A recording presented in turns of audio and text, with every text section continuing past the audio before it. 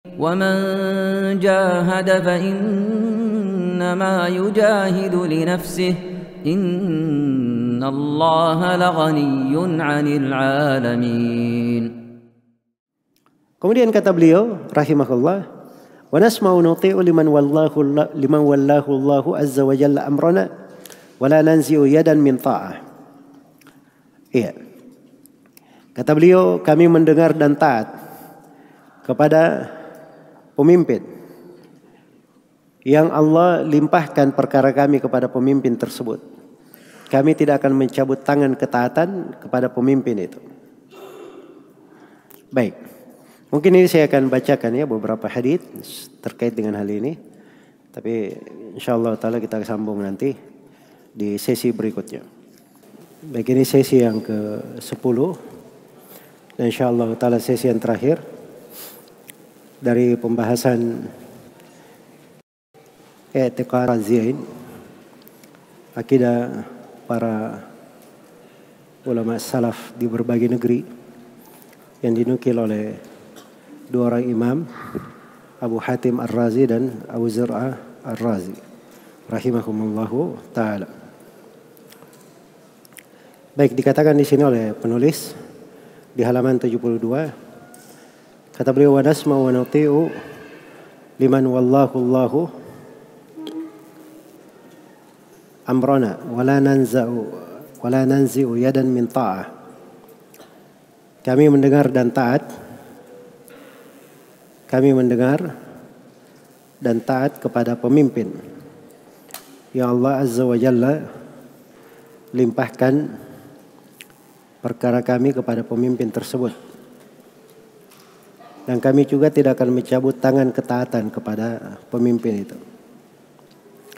Baik, ini beliau masuk menjelaskan dari salah satu prinsip pokok ahli sunnah wal jamaah terkait dengan masalah ketaatan kepada waliul amr, terkait dengan ketaatan kepada pemimpin. Sebab ini dari pembahasan yang membedakan antara ahli sunnah dan ahli bidah. Iya. Dan Nabi SAW telah mengingatkan akan mana ini dalam banyak tempat. Di berbagai hadits, puluhan bahkan ratusan hadits, Rasulullah SAW mengingatkannya.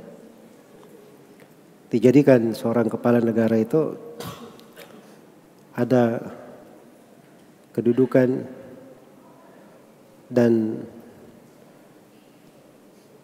ada hak-hak yang wajib untuk dipenuhi. Di sini saya poinkan 3 pembahasan. Yang pertama, kewajiban mendengar dan taat kepada pemimpin. Karena di dalam Al-Quran Allah berfirman, ya ayyuhalladzina amanu ati'ullaha wa ati'ur rasul wa ulil amri minkum.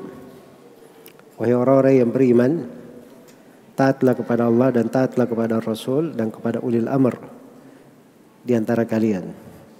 Jadi panggil dengan seruan keimanan. Panggil dengan seruan keimanan. Iya. Dan di sini ulil amri yang dimaksud adalah para umara dan para ulama, 2. Iya. Dahulu itu kepala negara ulil amri itu dia menggabungkan antara 2, kepemimpinan dan ilmu. Seluruh khulafa ar-rasyidin dan para pemimpin dari sahabat menggabungkan 2 hal. Antara ilmu dan kepemimpinan. Makanya mereka disebut ulil amri. Tapi di sini diperhatikan ya bahasa ayat atiullah, ketaatan mutlak kepada Allah. Wa atiur rasul, ketaatan mutlak kepada Rasulullah sallallahu alaihi wasallam. Wa ulil amri tidak disebut kata ketaatan, cuma diikutkan. Artinya bahwa ulil amri itu didengar dan ditaati kalau bukan pada maksiat, sepanjang pada hal yang merupakan ketaatan kepada Allah dan Rasulnya. Begitu makna dari ayat. Iya. Dan Allah Subhanahu wa taala berfirman, "Wa may yutir." Dan Allah Subhanahu wa taala telah menjadikan ketaatan kepada ulil amr itu di beberapa konteks di ayat Al-Quran. Di antaranya juga firman Allah Subhanahu wa taala, "Wa idza ja'akum amrun minal amni wal khawfi ada'u bih walau radduhu ila ar-rasuli wa ila ulil amri minhum la'alimahu alladziina yastanbitunahu minhum." Ini ayat penegasannya bahwa perkara-perkara itu dikembalikan kepada ulil amr. Kalau ada hal-hal yang terkait dengan masalah umum, keamanan dan kekhawatiran manusia, maka itu dikembalikan kepada Rasulullah dan kepada ulil amr. Kepada ulil amr. Sampai di dalam masalah seseorang di dalam peperangan saja, kalau dia mau pergi, disebutkan di surah An-Nur tentang kewajiban dia izin kepada pemimpin. Iya. Jadi katakan wa idza kanu ma'ahu ala amrin jami'in lam yadhhabu hatta yasta'dinu.